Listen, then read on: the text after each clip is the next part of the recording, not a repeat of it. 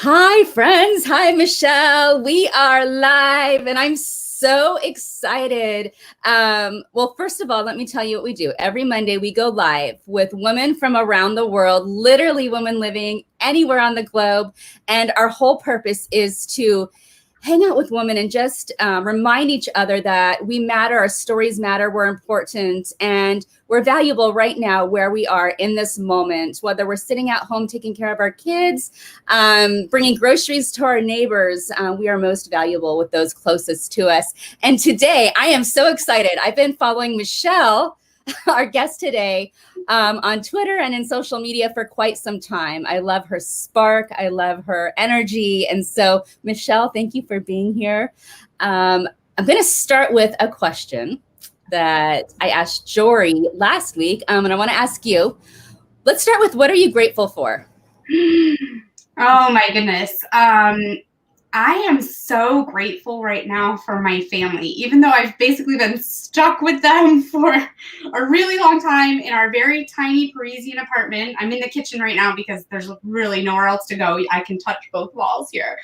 But I am grateful for my little nuclear family, and of course my extended family too. But in this like COVID moment, I have just been eternally grateful for my husband and my boys and just what God is doing in our lives and how we can sort of like move forward together even through a difficult moment. It's been a wild ride here in Paris, but yeah, I want to say thank you every day for my people, my little men.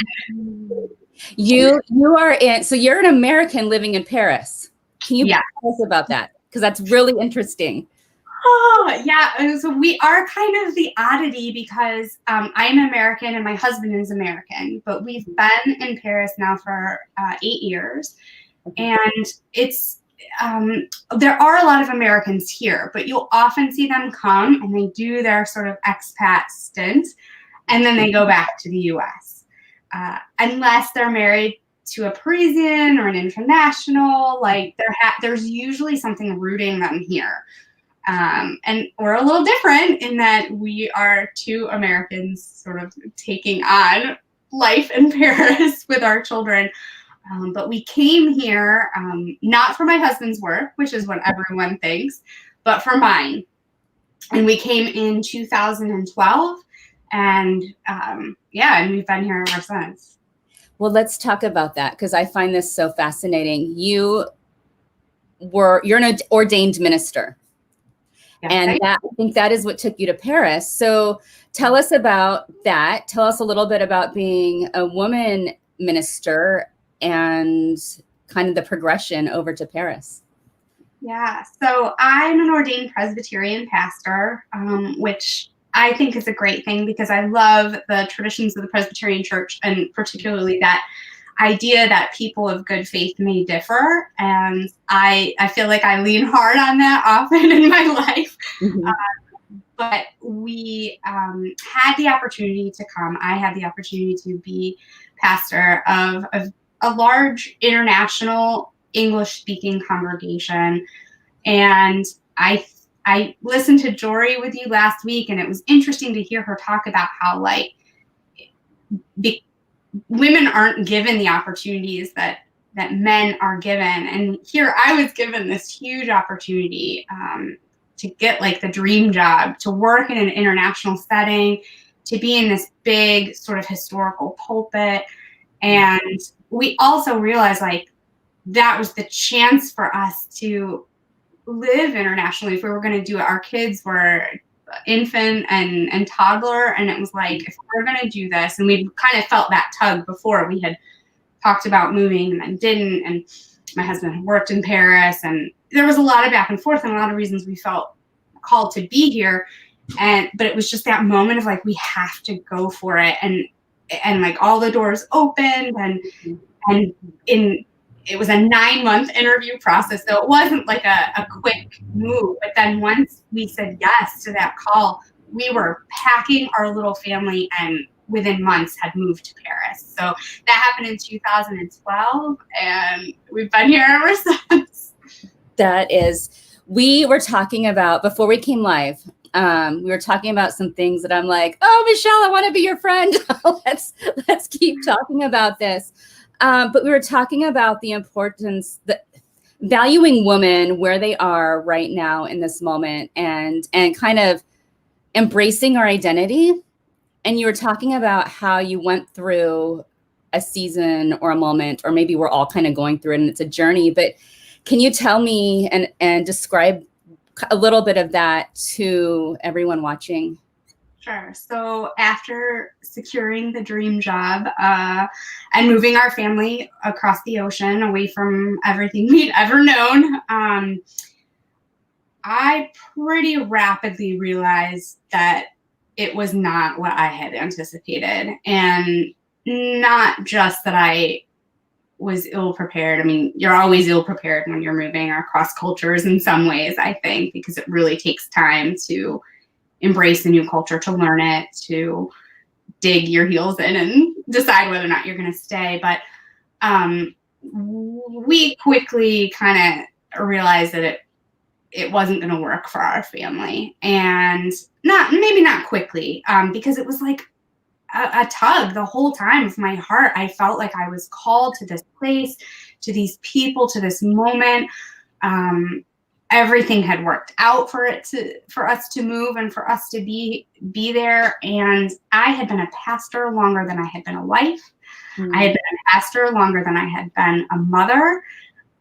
And here I was being like, I don't think I can do this anymore. It's not good for our family. It is not good for my marriage. What are we doing here? Mm-hmm. And it would not have been without the support of my husband for that I would have been able to leave. I mean, he finally I remember he looked at me and he was like, you don't have to stay here. It's not healthy for you. If it's not healthy for our family, he was like, you don't have to stay. Mm-hmm. And it was very freeing to have someone else say it to me, even though I had like a spiritual director and a therapist and friends and like everyone saying it. It was like coming from my husband felt different for whatever reason, partially because he was in it too. We had committed to it together. But I really then went through this season of like, who am I? I was a pastor, and I was a pastor mom, and I was a pastor wife, but it was always prefaced with pastor because that's who I had known for so long. And that began a season of redefining my identity in Christ and in the scripture, and just a season of healing, but it was a brand new season for me, for sure. I think a lot of people can relate to this, and I know I can. Can you tell me what that healing looked like for you? Well, it was interesting because I had been going, one of the things that was very counter productive to my whole family life was the schedule I had been keeping at the church. And it's not uncommon for pastors to be overworked. Like, we all know that. But I was really at a place where I was working myself into the ground. And I had decided, I stayed a little bit extra after my contract ended because the church had not yet filled my position because my colleague was also leaving. And so there was a lot of transition. I was like, I will do what I can to help. And I stayed on 6 months extra. So I was coming to my end on Christmas Eve. And there's, like any pastoral work, there's a lot happening in the Advent season. And I was just going. And I was preparing for the longest night service, which, if I don't know if you know anything about that, but it can be called Blue Christmas or a season of a service of grieving. And it's just this idea that here we are in the Advent, which is a waiting moment and a moment of unknowing, and that even in darkness, there is hope. And I was getting ready. I had so long to do this service. It was speaking to me. And the morning of the service, I got out of bed and I broke my foot in several places. I stumbled out of bed after my kids had called me to look for our Elf on the Shelf. And it was just, you couldn't have made it up. And I broke my foot. And then, so for the first several months, because it did not heal well, after I left the church, I literally sat on my couch. I couldn't do anything. And so healing for me began in this really weird, strange season of after Christmas, but having my own Advent. It's very dark outside in Paris during those months. So it was that Advent. And I would like hobble my children to school because you walk everywhere in Paris. So in this big orthopedic boot, I would hobble past Starbucks, which became this odd, like American, like vestige of home that I would hold in my hand. Mm-hmm. And I would sit on my couch and pick up the Bible and also watch Netflix and pet my cat. It was this moment of complete stillness where I could not do anything. I was incapacitated. And I was just like, thank you, Jesus, that I made it through this season. What is next? Bring me what is next. And it was months of that. And just that cycle of picking up the word and drinking a warm coffee and taking care of my family and letting them take care of me and just sitting. It was the strangest thing probably ever. And maybe it took that broken foot for me to slow down. I am that kind of personality.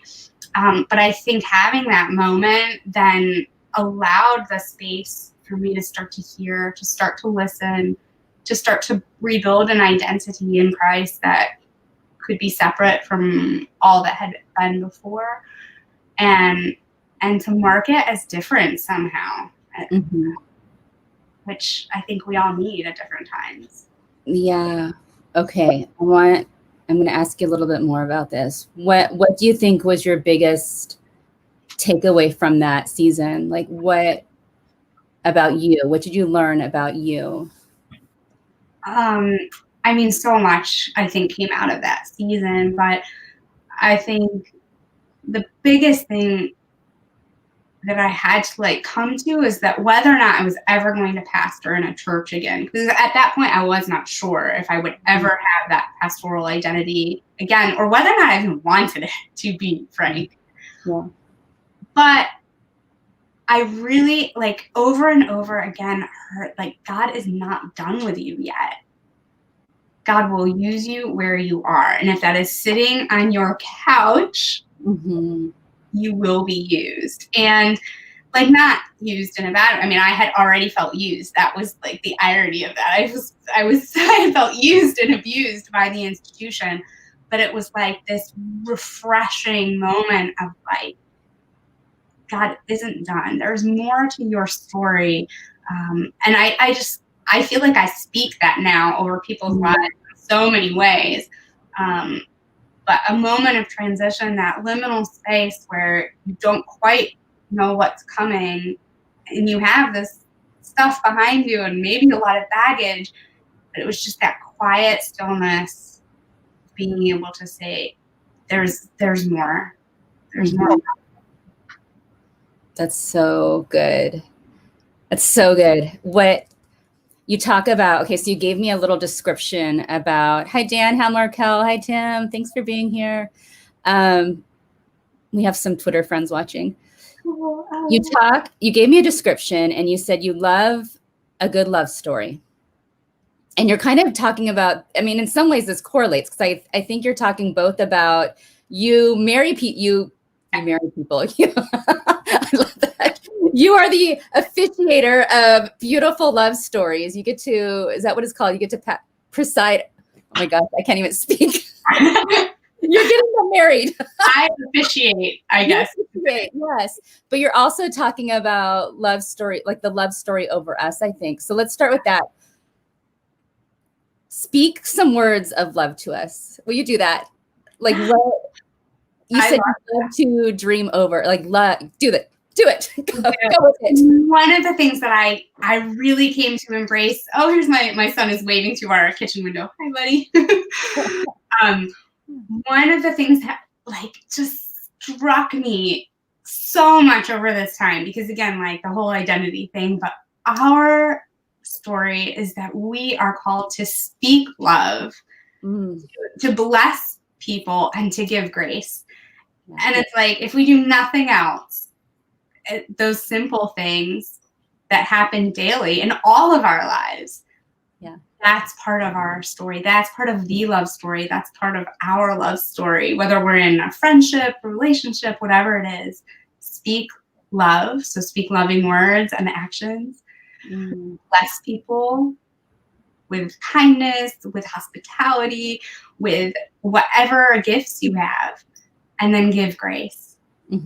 Show forgiveness, listen, have quietness with people, invite people in, be authentic, be transparent, all of those things. But I kind of boil it down to that like 3-prong benediction, if you will. I use it sometimes as a benediction for people. It's just what I've come to understand as gospel. Yeah. So now your life took a really beautiful change. And this is what, when I look at your Instagram, I'm like, I was telling my boyfriend, I'm like, oh my gosh, like literally for an hour, I was scrolling through your pictures and going, these love stories. She's marrying these people and she's standing at the Eiffel Tower. And you're like telling the love stories of so many people beneath the pictures. So tell us now what you're doing, because this is amazing. So it started as a favor to a friend, a photographer with whom I worked at the church. Basically, she was like, you know, I have this couple, they're getting married, they want to come to Paris and they want to have a pastor, but there's no one who will do this wedding. Would you do it for me? And I was like, well, I'm not really pastoring. It was like every excuse. It was, you know, a lot of no. And then I said, fine, I will do it for you, my friend. Like, it's fine. I'll do this one. And one led to like another, which led to 4 or 5, which in 2019, before COVID, I officiated like 100 weddings. I told 100 love stories. In 1 year? In 1 year. That makes me so happy. That's so cool.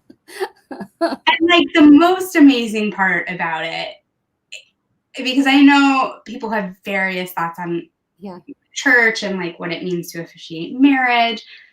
All of these folks that like they shared their story with me, and there was a lot of stories that included being hurt by the church, out of the church doors, but for whatever reason, finding connection with me and wanting this sort of liturgical, sacred, holy moment for their wedding. And it's like, that's where I feel like I am a keeper of that beauty, of that story.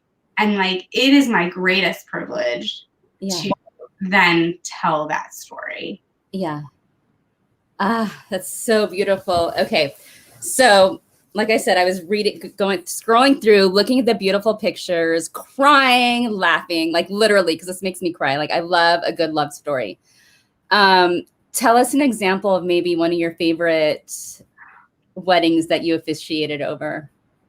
I mean, there are so many, and I also get teary, which is really funny because you may think I do this all the time, but every story that I curate and tell like becomes precious to me, and I'm emotional. Sometimes I have to hold back the tears too. And I've done a bunch where I'm like, and even in the video, sometimes you can hear it in my voice, but I will never forget. I can think of 3 right off the top of my head that were like life-changing moments for me. One was where I was hearing in the vows, the one man say to his new husband, if it had not been for you, I would never have come back to God. And it's like seeing this moment between 2 people and witnessing that, because I bless that. I officiate and make your, you know, marriage in a way, like official, if you will. I mean, there is no greater honor than to hear someone speak gospel over someone else's life also. So it's like this beautiful moment where I get to hear the words of the Spirit. That was just an amazing one. And I think about another couple who just as I'm preparing the marriage ceremony, I always ask, are there specific things you want me to include in the prayer? And often for couples, like they will speak of children or just like health or happiness together for the long haul. But this couple specifically, they were like, please pray for us. We really want to have a family. The bride felt like she was too old, and she was a teacher. She loved children. And she was just like, this would mean so much to us. Please pray this over us and make it like a good portion of the prayer. So of course, I can do that. It's like a normal request in a marriage ceremony. For some people, that's something that they hope and dream for. And I will never forget receiving the text message from her that said, your prayer stays with me, but you're the first person I'm telling that we are pregnant. Oh. And 9 months later, a little longer than 9 months, but just about 9 months later, they welcomed a baby into their lives. And it's just like, these are the moments that I get to share with people forever. I mean, I just become this pastor to people all over the world. Many of them have pastors and communities of faith, so that's like a thing. But I share these very sacred moments that just always come back, and it's this odd way maybe of doing pastoral care, but I get to pray for people through some of life's greatest transitions, and it's just such a privilege. I just come back to saying that it's just such a privilege. I could talk to you about this right now, like all day. Just listen to the love stories all day. Tell us about hope in those moments. What have you learned about hope in those moments? Oh my goodness. I mean, first of all, just on a personal level, I think seeing these stories in real life, in real people, somehow sharing in both the joys and the hardships of relationship, like it has given me renewed hope. Certainly after feeling very burnt out and finished with the institutional church, this portion of my work gives me such great hope for Christianity, for the gospel being brought forth in new ways, for creative ministry. I mean, just for so many things. But also I feel like it speaks hope, because these folks coming to Paris, they could get married anywhere. They could get married by anyone. There's no rules. Everything I do in France is a symbolic ceremony, so I don't legalize marriages here. But everyone who chooses me, they're choosing me because they want blessing somehow. They're asking for this sacred moment. I mean, it's no secret who I am on my social media. Like, I am a pastor. I speak holy words. I'm trained in this way. I do marriages this way. I don't think it's a secret, and it's just like every couple I connect with, it seems like there's purpose in it, and it's just so hopeful that marriage, not just marriage, it's just relationally, everything I do, every person I work with, it's like there's hope in that aspect of building relationship that I wouldn't otherwise have, and I think people are always surprised by it, from my perspective as well, like surprise couples too, Yeah. Okay, so before I move on, where can we find you on Instagram? Because again, I took a whole journey scrolling through your Instagram, reading the stories. Where can we find you on Instagram? I am Ruffled by Grace. Ruffled by Grace. At Ruffled by Grace. At Ruffled by Grace on Instagram.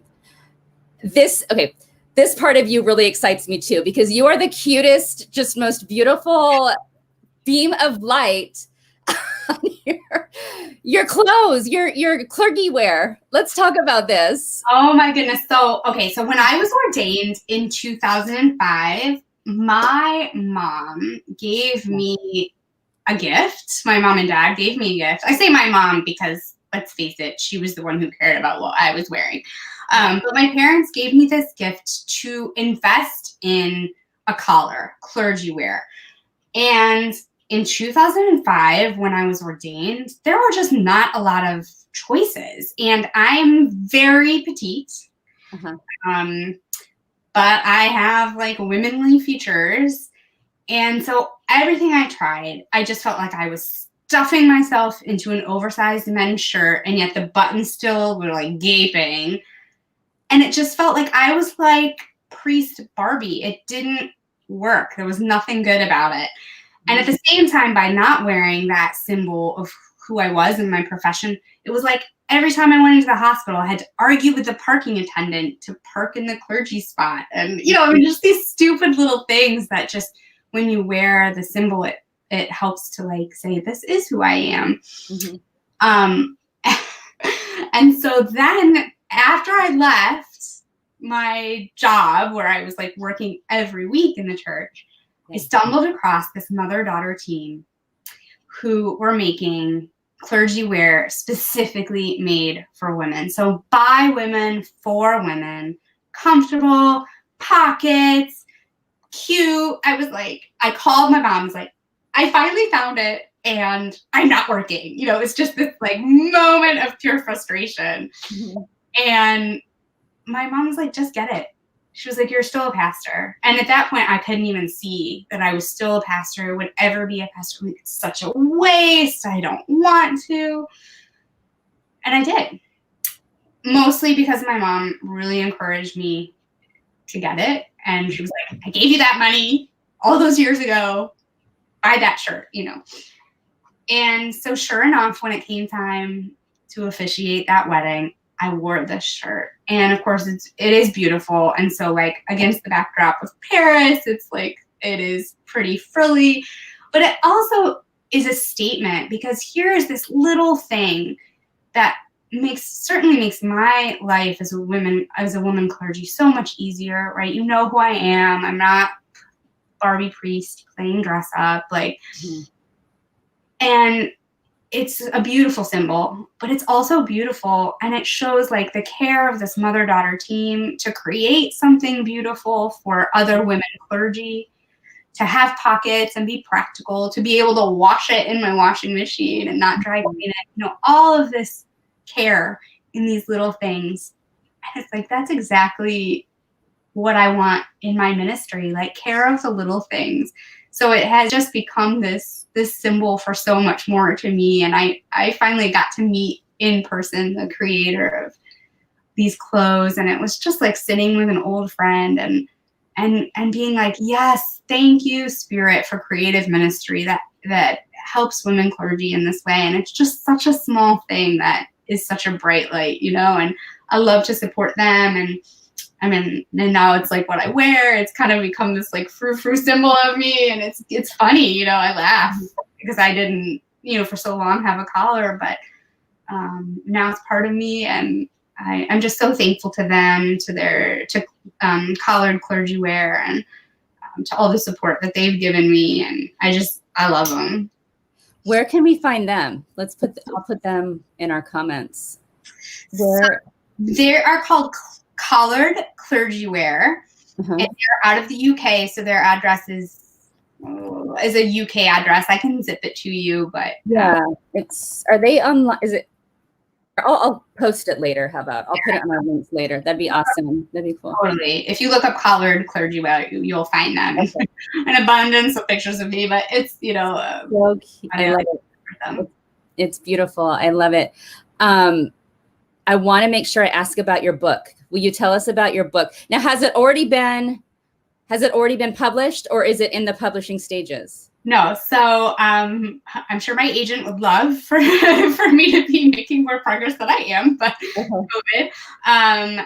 However, I am editing. I'm in the editing stages, which we know can be like eternal, but it's a story. I mean, it is my story. It's the story of like leaving a call to find calling. I hesitate a little bit now in this moment because I feel like we don't need to center another white woman's voice for sure. But I do still think there's some value in it for the women who are not yet in denominations that will ordain them. Like Jory was saying, aren't getting the opportunities. They can't maybe see creative ministry outside the church. Like, I do hope that it's a story of hope for someone, and I'm sure my agent does as well. But no, I'm working on it, and it feels like I've been working on it for an eternity. But I will be happy to share it when it's out. Do you have a date at all, or is it kind of up in the air still? No, I'm still editing, so several rounds. But I think, it only makes the story stronger, and I'm willing to put in that hard work to make it be better and just read well and all the things. I'm excited because so many of us, whether we're clergy or no matter what we've done in our life, so many of us have found a season where we lost our voice. Mm-hmm. And it seems like a lot of women are now able to find their voice again, but it looks different than what we thought it was going to be. Our life has taken a different turn for whatever reason. So I'm excited. I have a feeling your book is going to maybe speak into the lives of people like me and other women who just need to find their place again and their identity again. So I hope so. I mean, I really came out crushed from the church, and I love the church. So it was just this terrible irony of missed expectations on my part and sadness and a real season of grief. And I think we all experience that at some point. We all experience grief, and yet where is the hope in that? And is there any? And if there is, maybe it doesn't look quite the same as we expected. And I think all of those stories are worth telling. Let's talk briefly about grief. What is the importance of properly grieving something that needs to be grieved? I mean, those wounds that we carry with us, if we don't grieve them, if we don't see them and somehow incorporate them, we become, I think, more wounded, and like that's when we start to risk wounding others as well. But I think too, I think about the resurrection story and how Christ, like when he is on the beach with his disciples, he has those scars from the crucifixion. It wasn't as if he just like got this brand new body. It talks about a resurrection body, but the scars are there, and until we can see those scars, our own scars, as maybe something that we also need to embody. I'm not saying that we need to find like a positive silver lining in everything. I don't believe that. But I do think that when we look at them, when we examine them, there's an embodiment of hopefulness that is beyond like the silver lining positivity. And that helps us gain our identities, like a greater sense of who we are and like what our purpose is and how we love better and how we can be more authentic. That's when we start to see those things, because it's when we're in the bottom of the pit that all of that becomes so clear, so often. And it's not to say, well, like we have to suffer to be better people, or to like take this, again, come out with this almost like prosperity gospel of positivity. But it is to say, like, we gain greater authenticity. We gain greater love in some ways, because that's when we start to see the woundedness in others. We see those scars in other people. Like, that's when it gets real. That's when it gets exciting. That's when it gets creative, I think. Okay, my last question, and I'm super excited to hear this from you. Dream over woman. What is your dream for women? Speak to women right now in this moment, in this season.